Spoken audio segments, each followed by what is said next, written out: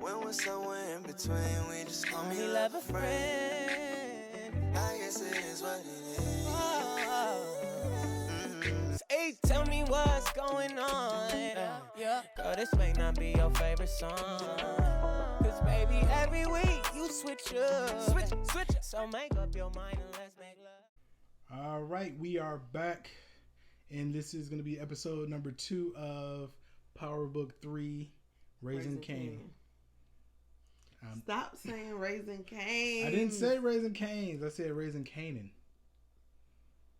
But I think about Raising Canes every time. You had a Freudian slip and you just said Raising Cain. I didn't say Raising Canes, y'all. Okay. Anyway. Let's jump right into it. Yeah. So, we open up the show with Kanan laying in the bed, staring at the stars. And his voiceover, his older self, is basically talking about the law of reaction.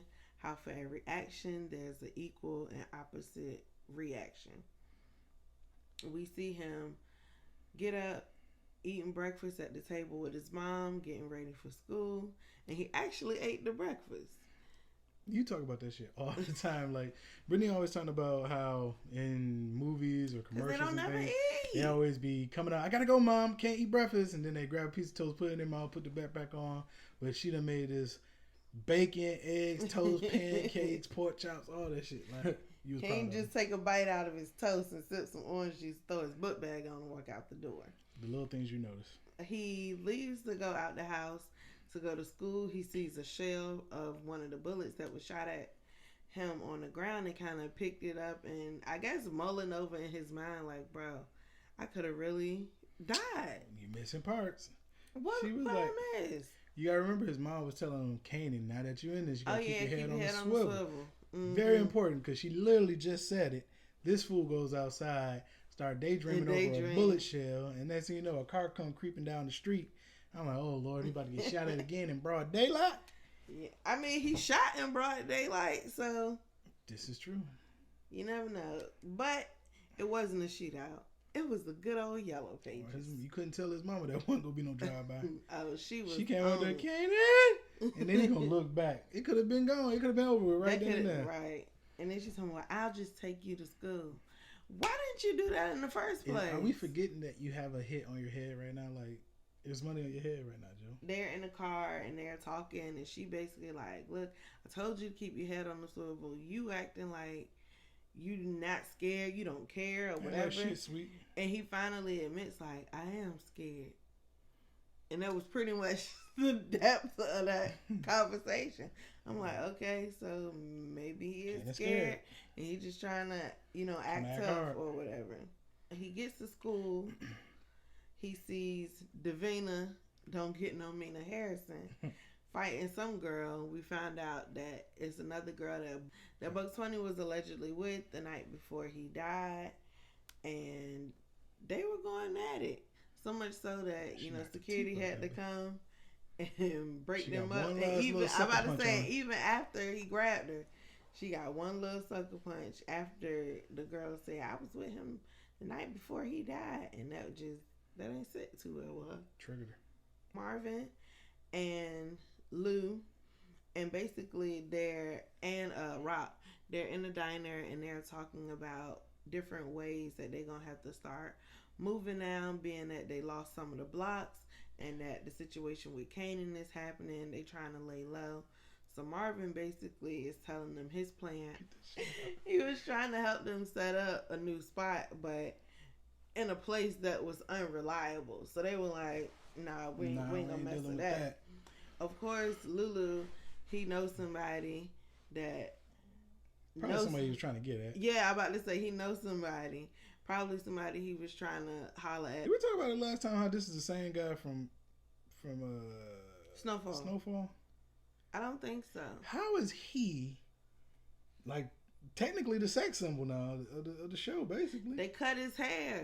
Put some facial hair on him. Now everybody think he Puerto Rican or Puerto Rican or whatever. Ain't nobody think he Puerto Rican. He looks Spanish though. He could be. It's just a complexion thing. Shit is crazy, bro. Like, he went from being bald faced looking like he was 10. He's a good actor. He has range. He got range. It was so funny because you didn't even notice it. Who didn't notice? Because or did somebody tell us? You you said he looked familiar, and when I looked him up, that's what it was from. So yeah, Lulu basically, like, I know a couple.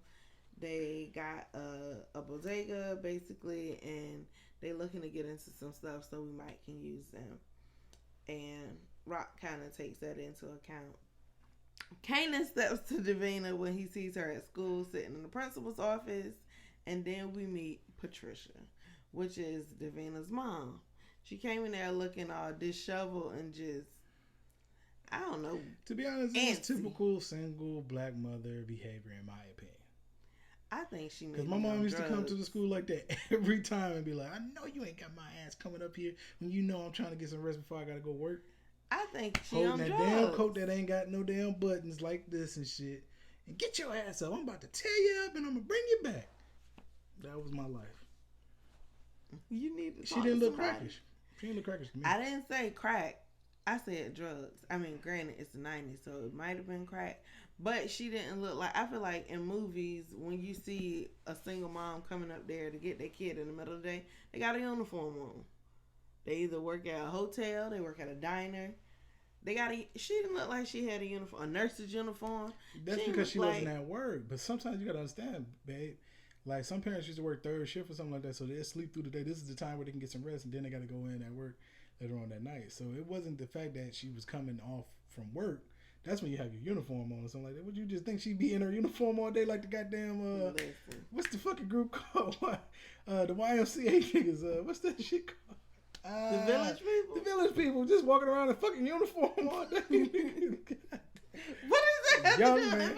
Cause I'm just like, you were like, well, she ain't had no waitress outfit on, no police uniform. I'm just saying, usually when you see parents in the movie and they complaining about, you interrupted my day and I had to come get you, it's because they were at work while they so pissed. Right, or they could have been getting rest before they go to work. And I also want to see more about the relationship between the mom and the principal. Yeah, she definitely called her by her first name. Because the way she called her by her first name let us know that there was a little bit more familiarity. Yeah. She said Patricia. She called her Patricia. But she knew her. Mm-hmm.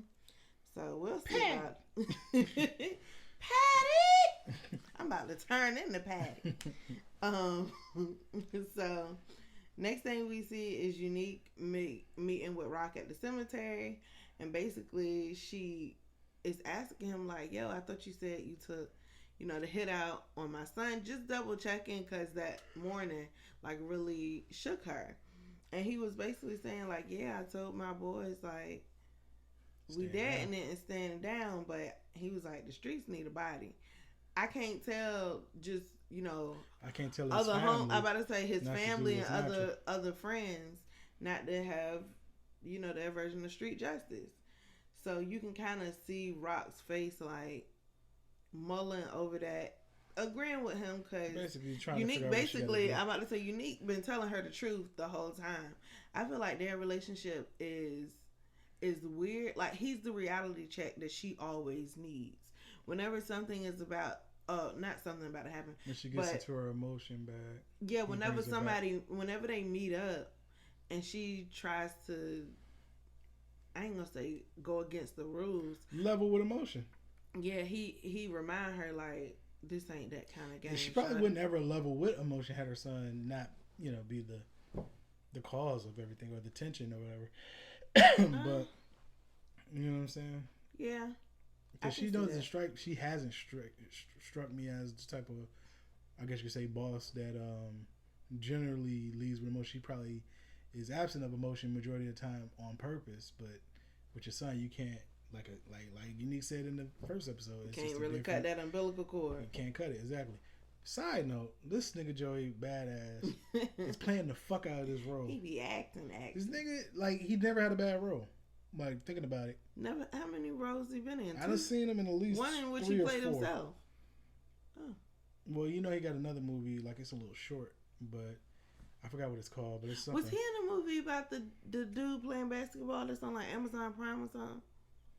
I don't know about that, but I do know that he's in a movie where it was like a yellow cover or something like that, where he keeps reliving the same day over and over again, It was something about police brutality, but it's like an independent film. Like Groundhogs. Yeah, that's the one. That's the movie that Van from TMZ won an Oscar for, because he was the producer on it. Yeah, well, damn, this nigga already got an Oscar. That's why after he won, it was a picture of him holding his Oscar. The caption was at TMZ. Do we get an Oscar for that? Don't everybody involved? It depends on the category it was in. Oh. Van got one for production, so I don't know. I don't know exactly what category it was in. So no, we would have heard about that. This is true, but even just nigga play cool roles. Ain't like anytime you need a cool nigga, call Joey Badass. Anywho, we flash to Detective Howard and the rookie there, and he leaving somewhere getting lunch, I guess, and they're in the car, and basically she's saying like, you know, we don't have any leads yet. We need to go talk to the victim's family. She calls him by his government name, and Omar Epps is basically like, don't nobody know who that nigga is. We know $120, but we don't know whatever his real name was. The only people that know him is his parents, but the streets know $120. Yeah. And they ain't gonna know what happened to him because they didn't see him in that light. They saw him as, their precious little son and honor roll. And they also, he was like, nobody gonna tell you nothing, basically. Now, especially not from a family standpoint of view, because then there again goes, the street justice. The parents probably don't know about his, street life anyway. Facts. And he kind of takes a dig at her about actually having to go to, the academy because her dad is a cop and her stepdad is a cop, but neither one of them have ever been detectives. Probably being nepotized. Yeah, so he was basically like, all that stuff they done taught you in the academy, throw that shit away. That don't work out here when you in these streets. Next we see Marvin go to the club and he's trying to, here I go again, about to call that man Symphonique. He's trying to punk Symphony, and it basically don't work. And he tells Symphony he respects him because he responded like a dark skinned brother, which I was just like. Well, he was trying to get at him for talking to his sister. Yeah, when he first did it, I'm like, bro, she's grown, like grown. She run a whole drug empire. He's older than her. Big brother role. I guess. I don't have no big brother, so I don't understand that. But, yeah, that was very interesting. Big brothers don't want nobody dating their little sis. I don't give a fuck how old they get. Okay. Then Marvin goes upstairs to see Tony, which is the reason he was actually in the club, because he's still searching for a venue for his 90s party. And she's upstairs doing a bump. A bump in the office. A hard bump. She was doing a Tony Montana. She was doing a bump in memorial. In remembrance of I can't get this shit. Lil Queenie. I said in memoriam. Lord, Lil Queenie. Teriyaki Queen. Oh, Queenie. Oh, I don't want to live no more. She said she ain't want to live no more. I don't feel like going on. So, you see them talking, and they banter is a little like... It's flirty. It's a vibe at first. It's flirty. Yeah, it's very, very flirty. You can tell. And he also lied to her and was like, yeah, my sister respects you. And she don't respect white girls off GP. But I'm like, you can tell Marvin is like a sweet talker. Both of the brothers to me seem like sweet talkers when it comes to ladies. So I feel like they kind of use that to their advantage. Yeah, to their advantage. But you can tell Marvin is the finesser on all levels, though. Yeah. He tried to finesse on all levels. Yeah, most definitely. We see Howard go to I don't know what, a tailor, and meet up with Unique, basically asking him, about his homie $120, and they kind of take a side conversation and go outside, and you start to see a little bit more of Detective Howard's hand. He basically was like, when it's two, people trying to run stuff in the streets, it's always going to be a war. It's going to get messy. There are going to be bodies. And then he was like, I'm always rooting for you to come out on top. So I'm still trying to figure out, is he a dirty cop who has his hand in stuff that's happening in the street? Or is he just a detective who's trying to move up in the ranks and wants to appear to have, everything under control? No, not reverse psychology, but like, I need everything over here to go well because I'm trying to move up. And if I can show them that, I got this under control. Yeah, that I can handle this neighborhood, that me and my people can keep crime down and murder down and all that other stuff. Or does he have a financial vested interest in the moves that Unique is making? Either way, him fraternizing with him, does that not make him dirty either way? I don't think so. Okay. Because I feel like Kanan already told us the type of cop that he thinks he is, so I don't see it being any other way than dirty eventually. But I guess only time will tell. Next, we see Marvin. He's swinging by the kids walking from school and picking Kanan up to take him to his summer or his after school job. Then he asked Jude if she need a ride, and she was like, "Nah, Dad, I'm straight." And I just thought that was a funny little nod to her. Is that a pun? It's not a play on words.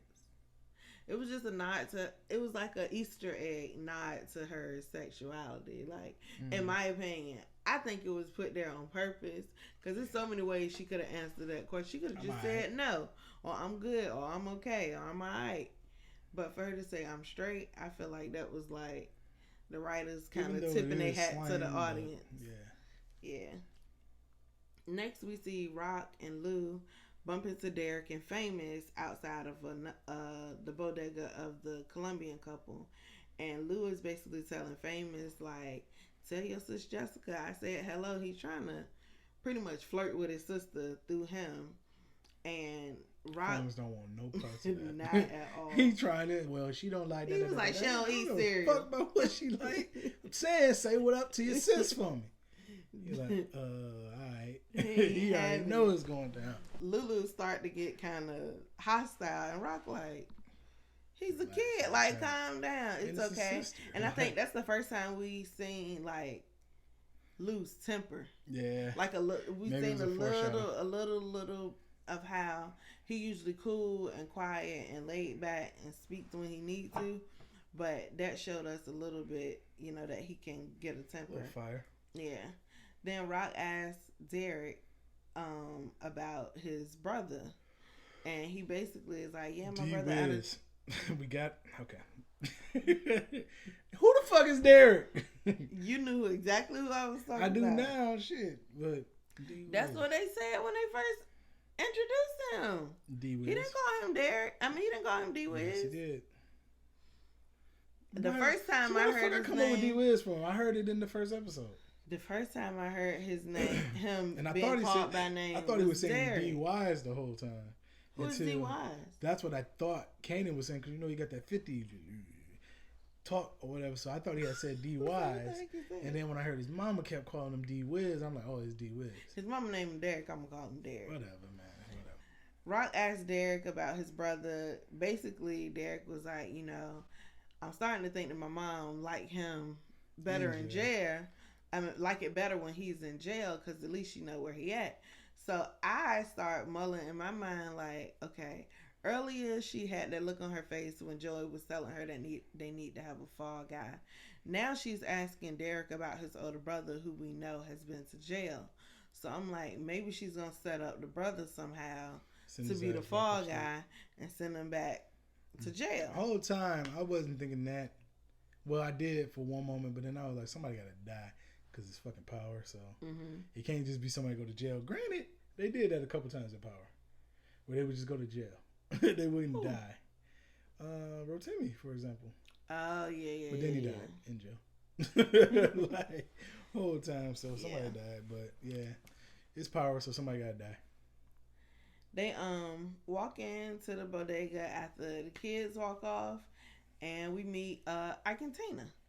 I don't know their name, so for right now, they're just going to be Argentina. The wife behind the counter, she got a whole Mary J. Blige. I need some sunglasses and a hat and a scarf, black eye. And Lulu is like, hey, in his little flirty way. And then the husband just like, why are you talking to her? Right. Who are you and what you want with my wife? Mm-hmm. So you can already tell the dynamic in this situation. Just here to cash out and ring up shit. Right. You already know the dynamic in this relationship. He hold all the cards and all the power. And if she step out of line, she get her tail whipped. So unfortunately, they flash to Marvin, and you find out where he take Kanan, and it's to the trap house, and he calls him a dragon sitting on gold. Yeah. So basically, he just supposed to be there all day, watching the treasure or making sure don't nothing happen to the treasure. And it's another guy there playing video games who just kind of chilling and chopping it up. And instantly when they really ain't give him no instruction. They just was like, be here, which we all know what that is. And Kanan really thought when he got in that car, like he was excited. Oh, you know what I'm saying? Yeah, I'm on my way. I'm about to hit the block. I'm about to be on the block. You are a whole wanted man. I never seen a nigga so anxious to go sell dope on the corner in my life. Like this nigga, first off, if it was me and my mom is the head of this shit, I at least feel like I'd be nepotized up to the boardroom. Shit, can I be in the meetings? Can I say something? No, you done did enough. Kanan has done enough. So go over there and sit down. And I guess he felt like, all right, well, this is legit. He in here watching this shit. I'm like, nigga, what are you I knew exactly what the fuck was going on when that nigga was in there playing the fucking video game. I was like, this nigga babysitting him. But he don't see that. Babysitting the shit I ever seen in my life. But they flash back to Lou and Rock negotiating with Ike. And Ike really don't particularly care to be negotiating with a woman. Because every time Lou say something, every time Rock say something, he turned to Lou to get the, I guess, approval. I don't know what he was turning to Lou for, because Lou won't say nothing. He's just not talking business with Rock when she's the one that's she's in the room, head of the charge, forefront, right, conversing with him, and he literally every time, instead of responding back to her, he goes to Lou. He's like, well, I don't know what the fuck you talking to me. This is the boss right here. And then when he kind of stepped out of line, Lou stepped up and basically enforced, what Rock already said. He told me he wanted a percentage of the block, and Lou was like, if you ain't out here standing on the block, you don't get none of that. I want to get a percentage. He was like, nigga, she was like, you got little risk. Ain't no risk greater than the risk that we doing. We out here on the front lines. After them negotiate, we see Juke outside selling merch. Not merch. Selling some hot items on the block where everybody. She on Canal Street polo. And she's selling polo. She was not selling a U.S. polo. It's not the same thing. This is low life. 2 man, 1 horse. This is top of the line. What the fuck does low life mean? That was the name of the polo. That was what they used to say back then. Low. Yeah, but they called themselves low lives. It's like, you know how black people always take stuff and remix it and make it cool. Okay. So there was a time in Harlem when like black people started wearing polo, because that was supposed to be like for equestrians and croquet. Water polo. I mean, not water polo, but polo, horse. But just like white European folk activities. And just like anything else we touch, we grab it and we make it cool. And they call themselves lowlifes. True. So that was a little nod to an actual period of time that happened in Queens and Harlem and a lot of places in New York. If you want more information on that, you should watch Netflix, The Remix. So we see Rock telling Lou to go ahead and run his Reggie Jackson. They're at the house, and basically Marvin is like, I secured the spot for my 90s my 90s party. It's gonna be at Tony's club, and Rock is basically like, not 90s party, whatever it was. It is the 90s, so it is a 90s party. I'm a little sleepy, y'all forgive me. But Rock is basically like, Yo, you sitting here talking about a party. We got business. Well, we got all this other stuff going on. That really shows you, like, why the fuck you in your position now? Right. And I feel like every time she uses anything that he says and it's an excuse to, like, remind him, this is why you are where you are. Because you're not focused. You're not there. To mentally. Be honest, I feel like he takes it very well, though, because I think both brothers very much so respects her position as the head of it, especially Lulu. Like, you don't think Marvin does, but Marvin, they haven't shown him having any resentment or jealousy. He doesn't say anything. Give a fuck. He just went right back to eating. He doesn't say anything. He feels no way about it. He gives looks. Because when she was like, this would be the perfect time to run to Reggie Jackson, he was like, what's the Reggie Jackson? And they kind of just get up and walk out, and he just like side-eyeing type stuff. And then went back to eating. Like, oh, for real? Like, all right. I feel like those are little hints of I don't see it. Something gonna happen where he gonna become the ops. That's what I feel. I don't think so. So later, we see Kanan exploring the trap. He finds a door with a whole bunch of locks on it, trying to get in or figure out how to get in. And dude comes standing above the steps and like, hey, what you doing? Kind of startle him a little bit. He's like, what's behind the door? He was like, don't worry about what's behind the door. That's above your pay grade. He was like, you don't even realize what this is, what situation this is. And Kanan like, well, what situation is it? He's like, nigga, I'm your babysitter. Like, you here just so you won't be out there messing up again. And that don't really sit right with Kanan. It is what it is. I don't know how he couldn't. The nigga can't read rooms for shit right now. At all. So they got to take him through the goddamn boot camp, cause how to be a gangster. I was about to say Gangster 101. So next we see Laverne and her Wahite lover. That name, Laverne. I slap a pair of that name, somebody Laverne. I mean, I feel like Laverne is, well, if it's the 90s, that means they were born in the 80s. Maybe Laverne was the 80s name. 70s. What's the nickname for Laverne? Don't say Bernie. Can you make a nickname for Laverne? Didn't you say Lala the other day? They called her Jukebox because they couldn't figure out shit else. Well, Jukebox had to do with her singing. It ain't a shortened version of her name. I understand. Anywho, Laverne and... Niggas like Laverne and myself. We can't get nicknames. Laverne and her lover have a lover's quarrel in the store about a shirt that the girl liked, but Laverne really didn't like. And then the girl tried to offer to buy it for her. And Jukebox was like, I'm not a charity case. Like, I'm not some little save the children little black girl that you got to come and make purchases for and rescue. And basically all of that was on the heels of her wanting her to go to the little debutante ball. Laverne storms out. Old girl chases behind her, and she's basically like, I would never see you like that, and all this other stuff. Anywho, they end up kissing.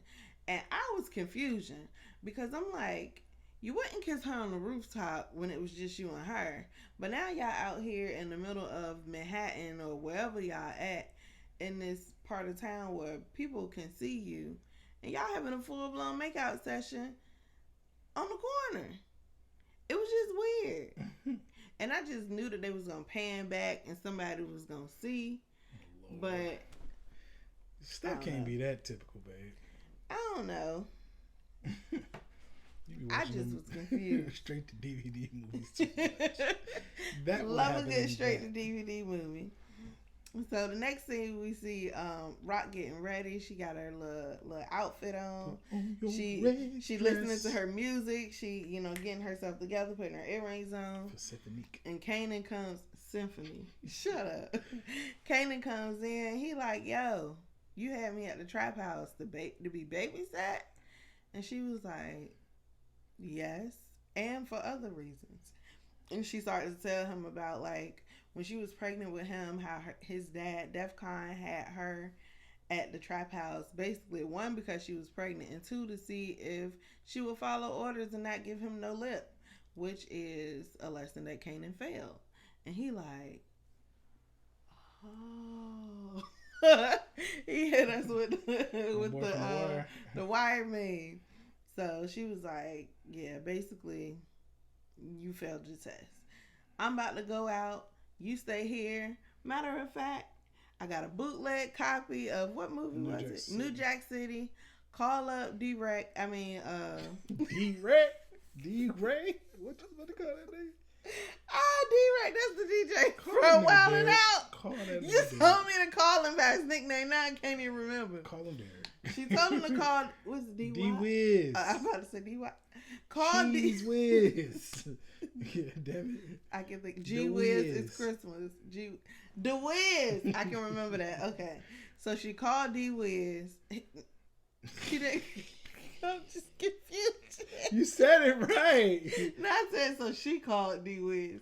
She told Kanan to call D-Wiz, and basically was like, "Tell him come over. Y'all have movie night. Don't leave this house." Basically. Granted, this is Kanan not reading the room again because I'm like, she done said something about him and D-Wiz about at least 3 times this episode. Yeah, because earlier Kanan was working out and she had asked him something about like how D-Wiz was holding up and whatever, and Kanan was like, "Why are you so interested in D-Wiz?" And she was just like, "You only as good as your crew, so I'm just trying to make sure y'all out here looking out for each other."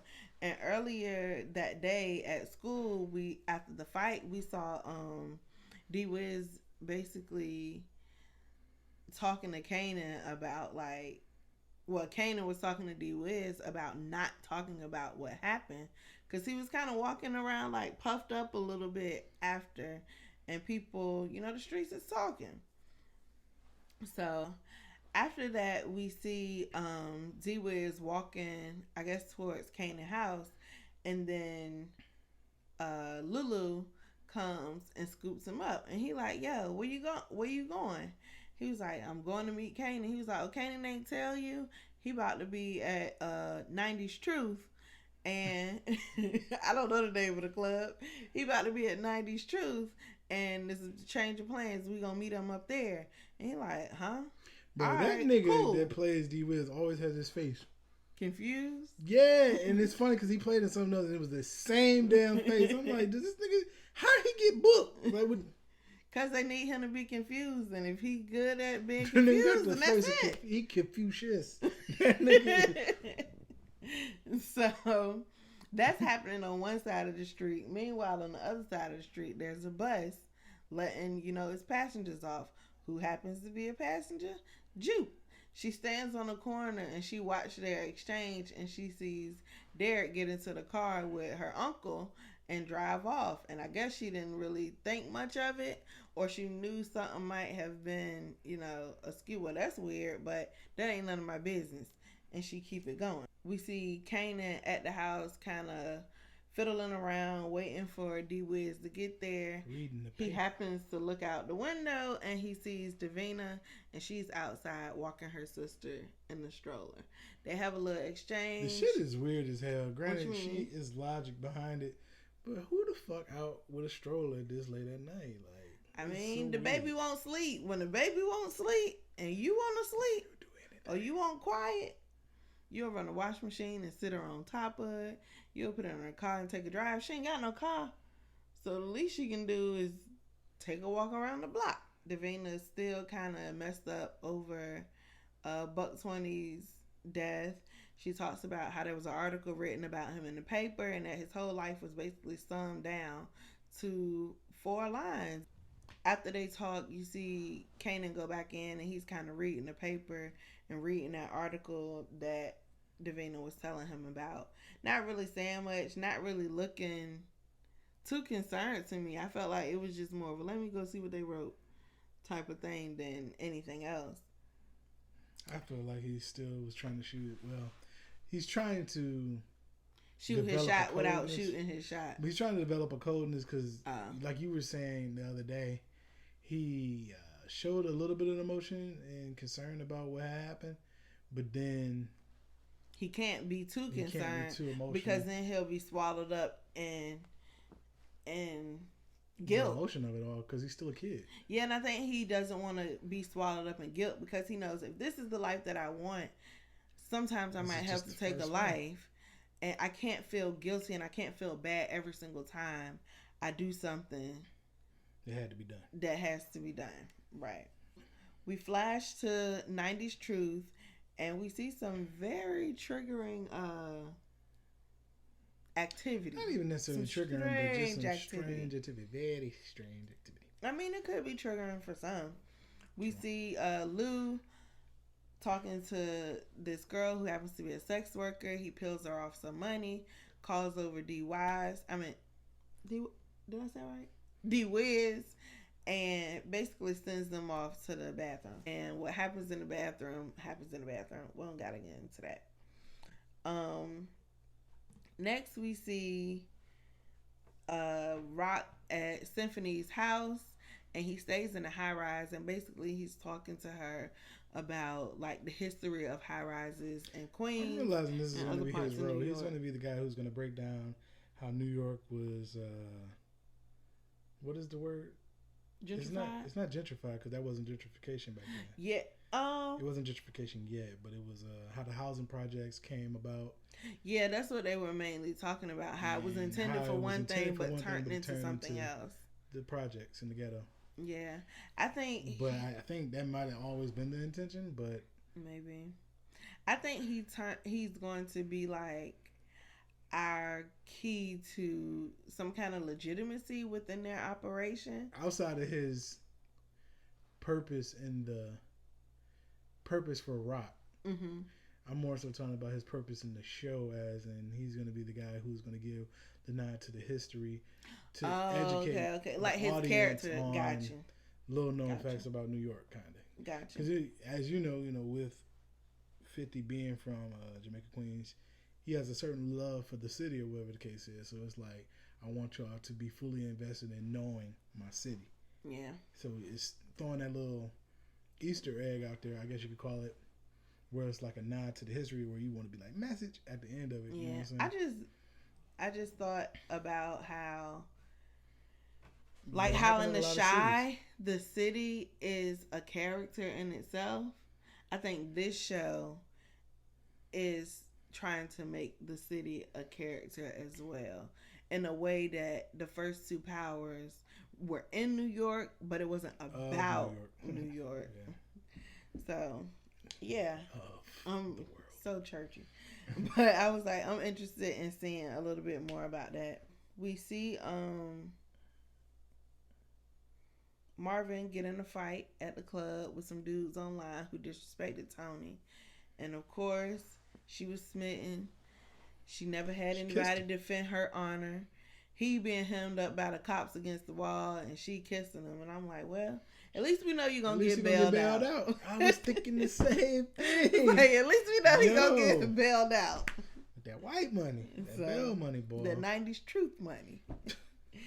Next, we see we, the audience, get serenaded by Rock as she sings "You Give Good." I mean, by Juke as she sings "You Give Good Love to Me," while Rock is getting good love, and it was just weird for me. Rock is getting good love, and old dude was having sex in the bathroom. Rock was having sex, and Juke was in her bathroom singing a cover song. It was very. It was just. I was like. It was kind of weird. It got real artsy. But like real artsy quick. to the point where we didn't know what the fuck was the picture. I knew what was. I didn't expect it to get artsy. And I was just like, okay, if we're gonna have her sing, then let her sing. Why is she in the bathroom singing? Well, they had to break it up because it would have been too musically if they would have literally just gave her mulling in her room singing in the goddamn hairbrush or some shit. You know what I'm saying? It would have got very musical like. It didn't get musical with her singing in the bathroom? Not musical like that, but I'm talking about musical, like a play, like a theater musical. I still got that vibe, but it is what it is. We see it just played background to what was going on in the show. Yeah. And then at the Had same they kept time, it on her, it would have been too much. Yeah, at the same time that's happening, Derek is having his time with the sex worker, and I'm just like, this is can't nobody read rooms. This is not gonna end well. So you see them because you know it was impending doom. You already knew what was gonna happen. That was probably one of the first times where we literally knew what was gonna happen that long. I think we're supposed to. I know, but it was long. It was so much anticipation. Like, damn. Yeah. Lulu is talking with Derek, and he's participating in the conversation with him. Then the next thing you know, he just turns around and aims the gun at him. And D-Wiz ain't even paying attention. Then next thing you know, he turns around, the gun's right in front of his face. And there it is. Yep. Lou goes to the payphone and calls Rock and basically like home run, saying that, you know, the mission was accomplished. And that's how that scene ends. The show wraps with Kanan laying right back in the bed. And I feel like he knows what happened, or knows that something happened, because he calls Derek's mom, and she basically was like, you know, I guess he's on his way to you, or he left and said he was coming with you, and he never showed up. So Kanan, I think he's starting, even though he's kind of green, he understands. I think he read that, you know, that was correctly. The first time where he was like, oh, I gotta start reading these moments a little bit, you know, a little bit deeper. And then the older Kanan is doing a voiceover talking about like how circles and began. How things end where they began, and it's gonna all come back to him, and that's how you know when something ends, when it comes back to you. So we'll see what happens. That's kind of been the theme 3 of Power Book 3 for is things coming full circle. Yeah. Because that was the same way they ended, when she said this bullet got your name on it. Yep. And it's not going to stop until it gets back to you. All right, so like, comment, and subscribe, folks. We're going to be continue bringing you guys these reviews on a weekly basis. Try to get them out as soon as we can here. So say bye to the people, babe. Later, y'all.